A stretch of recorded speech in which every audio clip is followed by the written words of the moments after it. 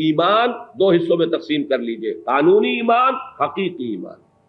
اس کا تعلق اقرار باللسان سے، اس کا تعلق تصدیق بالقلب سے۔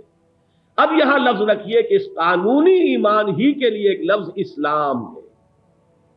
اور حقیقی ایمان کے لیے وہی لفظ ایمان جو کا تو قائم رہے گا۔ یہ دو درجے کیا ہیں؟ ایک وہ شخص ہے جو زبان سے کہہ رہا ہے اشہد ان لا الہ الا اللہ واشہد ان محمد رسول اللہ، اسلام میں تو آ گیا، جیسا کہ میں نے کل عرض کیا تھا۔ چاہے صورت وہ ہو جو حضرت اسامہ کو پیش آئی کہ ایک کافر تلوار کے نیچے آ گیا ہے، اس کے لیے یقینی صورت اسے نظر آ رہی ہے موت، اس وقت وہ کہہ دیتا اشہد ان لا الہ الا اللہ واشہد ان محمد رسول اللہ، لیکن آپ کی تلوار وہیں رک جانی چاہیے، اس لیے کہ قانونی اسلام کے درجے میں وہ آ گیا،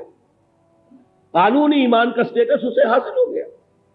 اب اگر تلوار چل رہی ہے تو یہ تلوار غرض چلی۔ سورہ میں یہ بات آئی ہے جب صحابہ کرام فوجی صورت میں دستے کی شکل میں باہر نکلتے تھے اور کوئی شخص راستے میں نظر آ گیا، گمان غالب یہ ہے کہ یہ کسی دشمن قبیلے کا ہے، کافر قبیلے کا ہے، لیکن وہ کہتا ہے السلام علیکم، گویا کہ وہ اپنے اسلام کا اظہار کر رہا ہے۔ اس وقت ان کے دل میں یہی بات آتی تھی کہ جھوٹ موٹ کو اس نے اپنی جان بچانے کے لیے اور مال بچانے کے لیے یہ حرکت کی ہے کہ نہیں تم مومن نہیں ہو۔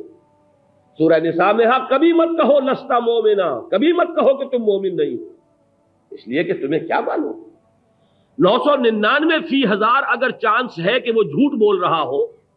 تو 1/1000 اس کا بھی تو امکان ہے کہ وہ سچ کہہ رہا ہو، لہذا تمہیں اس پر اعتماد کرنا ہوگا اور اس کے خلاف کوئی اقدام نہیں کر سکتے۔ جان اور مال کو تحفظ حاصل ہو جاتا ہے اسلام کے ساتھ، لیکن حقیقی ایمان شے دیگر ہے۔ حقیقی ایمان تو وہ ہے جو دل میں یقین بن کر راسخ ہو جائے، اللہ کا یقین، اس کی صفات کا یقین، اس کے حاضر ناظر ہونے کا یقین، اس کے سمیع و بصیر ہونے کا یقین،